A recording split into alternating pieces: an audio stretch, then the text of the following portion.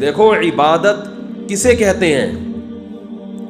عبادت کہتے ہیں کہ کسی کی تعظیم میں کسی کی ایسی تعظیم کرنا یہ سمجھ کے کہ یہ جس کی میں تعظیم کر رہا ہوں نا، یہ اسباب سے ہٹ کر مجھے نقصان بھی پہنچا سکتا ہے اور مجھے نفع بھی پہنچا سکتا ہے، عبادت کہا جاتا ہے۔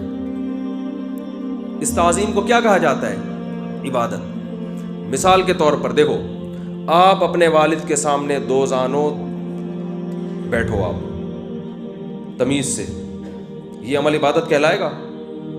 نہیں، یہ تعظیم تو ہے لیکن عبادت نہیں ہے۔ لیکن اتحیات میں ہم دو زانوں اللہ کے سامنے اسی انداز سے بیٹھتے ہیں، یہ ایسی تعظیم ہے جو کیا ہے؟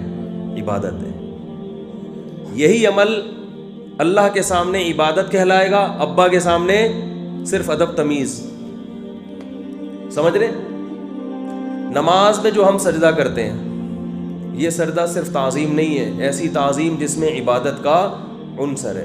لیکن یہی سجدے کا حکم اللہ نے فرشتوں کو حکم دیا، کس کو کرو؟ آدم کو۔ یوسف علیہ السلام کے بھائیوں نے کس کو کیا؟ یوسف علیہ السلام کو کیا نا۔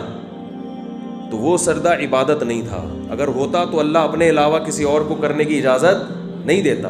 دونوں سجدوں میں فرق کیا ہے بھائی عمل تو بالکل ایک جیسا ہے، فرق کیا ہے؟